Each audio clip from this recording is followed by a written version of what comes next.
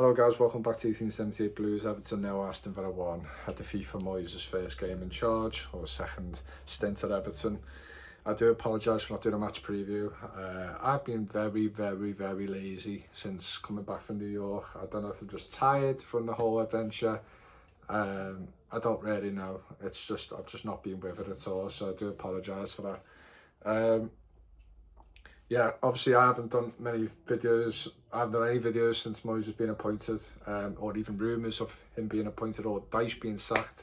Listen, I'll do my quick opinion on it, and then I'll get onto the game, so you can skip forward if you want to. I'm happy that Moyes is back.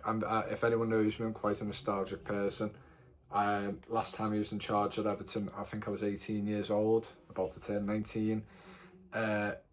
It's crazy. You kind of start looking at life and how things have changed since then and stuff, and it's wild that he's back.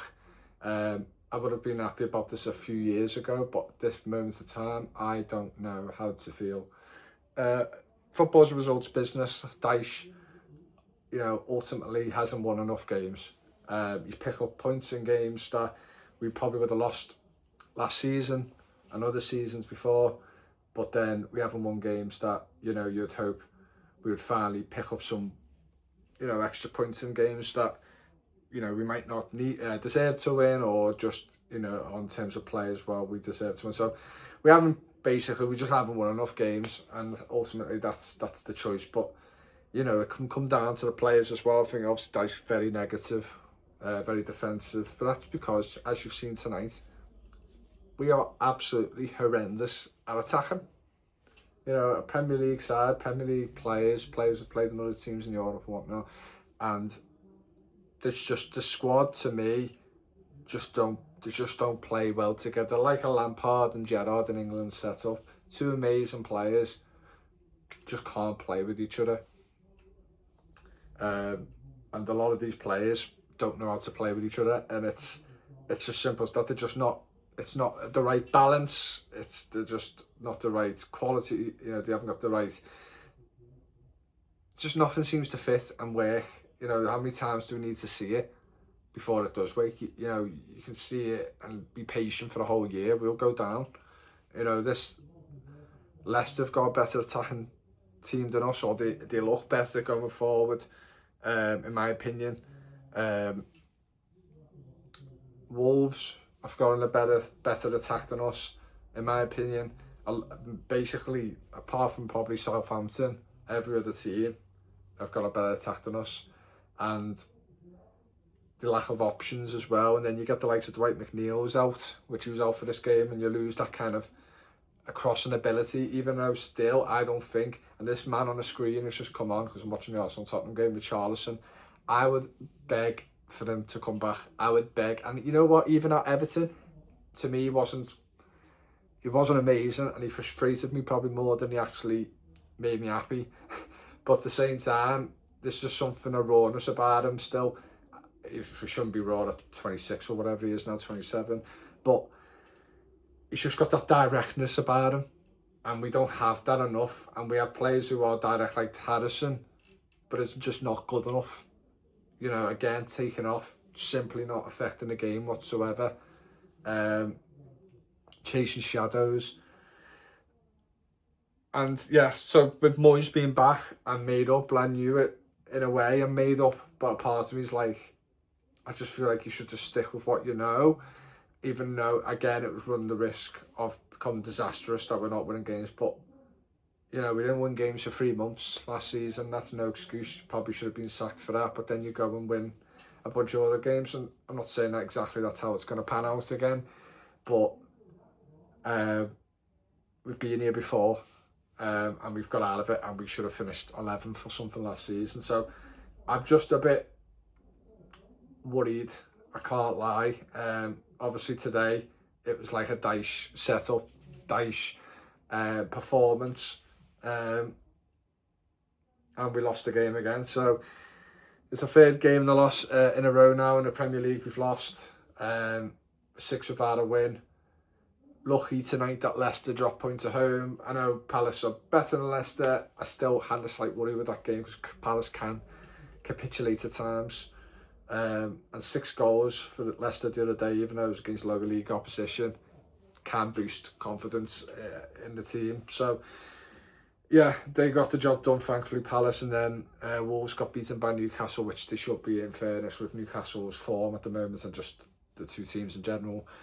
But again, we're relying on other teams. I'm really exhausted at the thought of doing that, and I used to really be excited with relegation battles. Now I absolutely can't stand them. Yeah, it was a hard game to watch. I can't lie, it was a hard game to watch.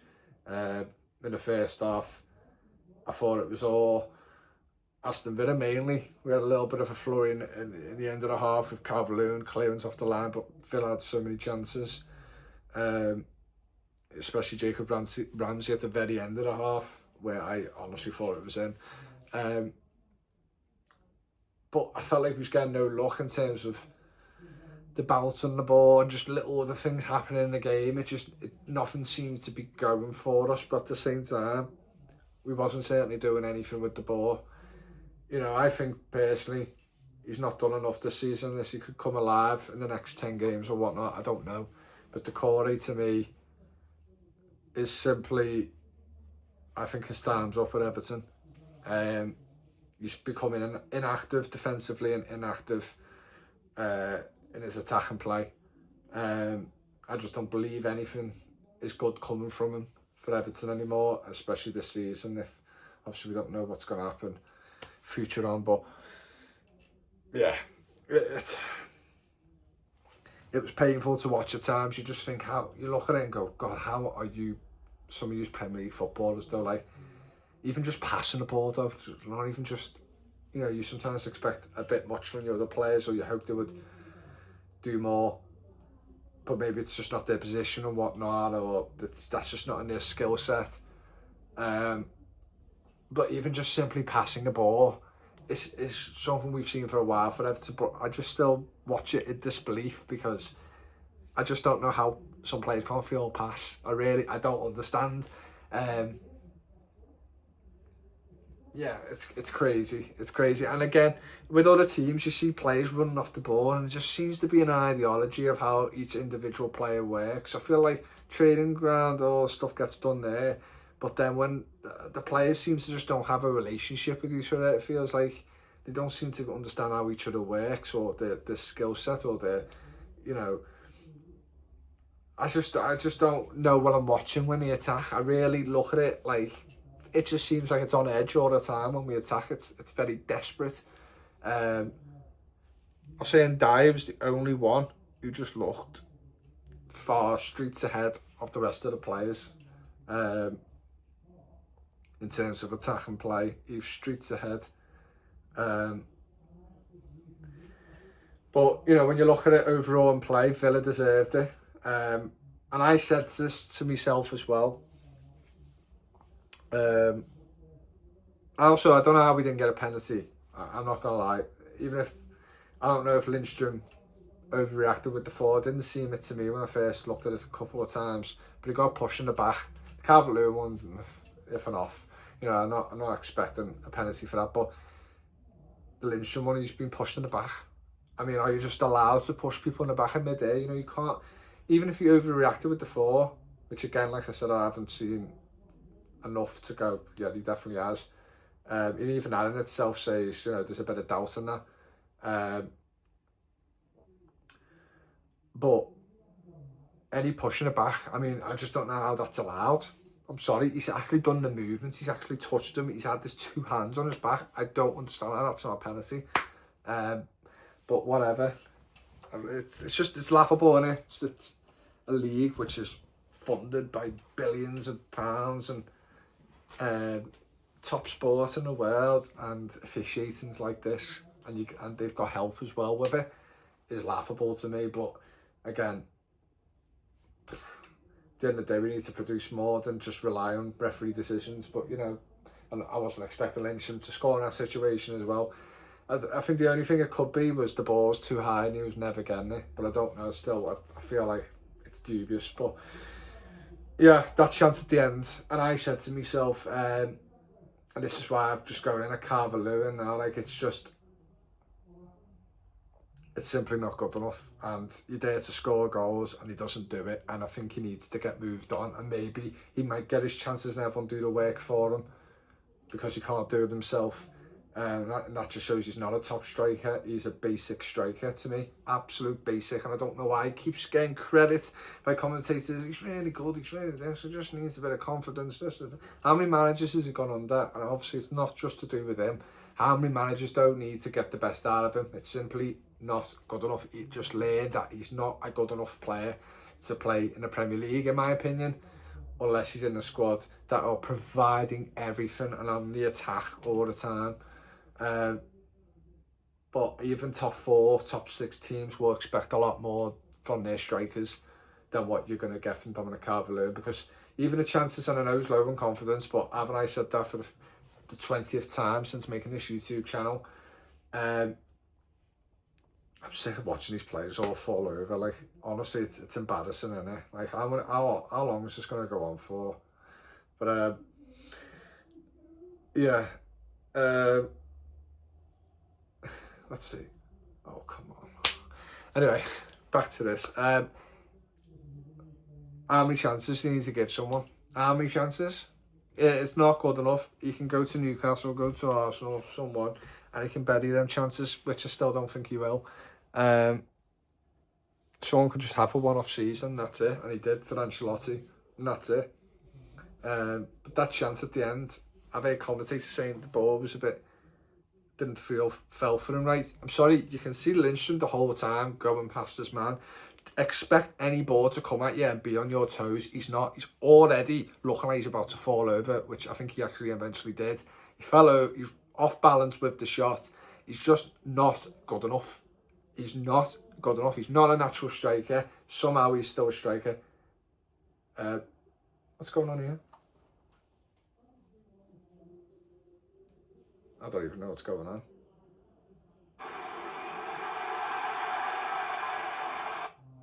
I don't even know what's happening. Has he been sent off? I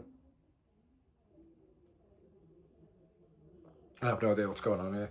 But yeah, not good enough, and he needs to go, in my opinion. And he needs to get someone in more direct. You need someone like a Vardy, who's a lot more direct, you know what I mean? Obviously not him, but you need someone like him. That type of player, because Beto is the player we want him to be, but he's just not a good enough player. Beto, and I love him to bits for his passion for the club and his work, you know, not even work rate, but his endeavour to like do better and whatever. Like, I can see a genuine person who wants to improve and do well with Everton, and you know, he could be a fan's favourite and whatnot, but he's just simply not good enough from what I've seen when he come on as well. Just ineffective again. Yeah, it's sad to see. Villa play well. Villa are a better team than us. They should be beating us by more. But the way we set up can be hard for them and any other team, which has proven in this season so far. And you know, they haven't got a great away record recently themselves. So yeah, it's yeah, it is what it is. This is nothing on Moyes. You know, he's just come in, barely had a day trading with them. So you know, he did what he did. I only think, though, at one situation, just because, and it's not, you shouldn't just judge it on a game against Peterborough, but still, the through ball by Harrison, Armstrong, and I know he's only 17, was promising, because he's got that eye for it. And maybe Guy has that in his ability, and he's done it a few times in his life. Mangala's done it probably a few times in his life. I just feel like someone young like that, I just felt I was needing that game to like do something. Maybe this is your moment to provide something. I really would have put him on. But you know, I'm not the manager. I don't make them decisions. But that's the only one thing I could say. But yeah, I'm absolutely gutted about that chance at the end, because if he lost, I would have been gutted. Obviously, still want us to win games, want us to get out of this mess. But I would have felt less hate from it and more acceptance with it. But that chance at the end, I'm sorry, the goals gaping for you there. No, Martin is a very good goalkeeper and probably could still save. But if you've got that power behind you and smash it and hit it properly, we would have been going away with a point then. And I know it's another point, it's not a win, but it's a starting point. You could, you know, stop the little mini rot we're going through with the losses and the lack of goals as well. And it would have been a point extra on the teams who've lost tonight. So it's very frustrating, disappointing. I don't want to look back at these games and go, that's where we could have made a difference. I still think the Bournemouth game at home was a game that's absolutely destroyed us. But I felt like a Watford 2.0, but worse.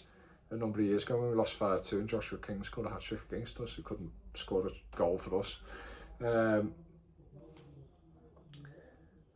I was going to say, I'm just really deflated and slightly worried. Even though we've with Dyson, football's how everything's terrible. What point as well though are we asking for too much? Now, when we are not winning games, even last season, football's terrible, but we won games, which is fine. And you don't do both, then obviously I understand the complaints. But the complaints about the football over the few years, to me, makes no sense. These players are simply not good enough. Even though I still think it's embarrassing that they can't even play a bit of good football.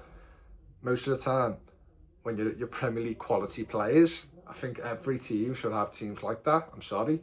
You know, it's the highest league in England and one of the biggest, probably the best league in the world, and you can't play properly, play proper football. Boggles my mind, but you know what?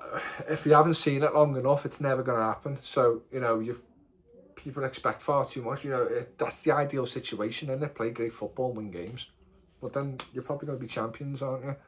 So, you know, I'm just expecting not the greatest bit of football, even though Moyes played decent football under us. Obviously with better players, but still, these players need to be showing a lot more and doing a lot more. The work rate was there tonight, yeah. You know, which it should be standard. You know, that's what you get paid for. But yeah, it's just a damaging defeat again. A defeat that I don't think, even though Spurs, Aston Villa had their fair few chances, I feel like the game was there for us if we wanted it. But they've got the win. We've lost again. And we're just gonna have to leave us down and go to Brighton and hopefully pick up something there. You know, there's always an opportunity. Brighton are a better team than us yet again, I know, but most teams are, and that's why where we are is where we are. So we need to prove that we can do more than just defend for a draw and go at teams and believe in ourselves. Need more signings coming in. Obviously, there's a lot of rumours about Nuama, who was supposed to get in the summer, I think, or the season before, from Lyon, not scored. That slightly worries me. But we need different answers because the attacking players, even with the players coming back, simply do worry me that we haven't got enough there. And I also just want to say one thing before we finish. I'm very disappointed in Everton Football Club not thanking Sean Dyche for his work. I mean, I think it's pretty disgraceful. We're the People's Club for a reason. We support everyone. Unless you turn on us, like Mopay and stuff like that. But to not thank Sean Dyche for the work he's done, I think he's done an incredible job. I really do. I think he's done a lot better job than some other people would have probably anticipated. His work's been really not really cut out for him, like the support round and the financial situation, all that we've heard. You know, I think he's done a really good job to get the best out of these average players we have at the squad. So, yeah. Yeah. It is what it is. It is what it is, and we just have to crack on and just hope for the best. I just don't know if I've got the energy for this run for the season. There's just so much pressure behind us with this new stadium and that. We're just waiting to get laughed at by the rest of the Premier League. So we've just got to do it ourselves and stop relying on other teams like we have done in other seasons, apart from last season. But yeah. Anyway, I'll see you all soon. Like, comment, subscribe. Let's hit 1,000 subs and make this Evertonian a little bit happier, because it's feeling pretty grim right now. See you all soon.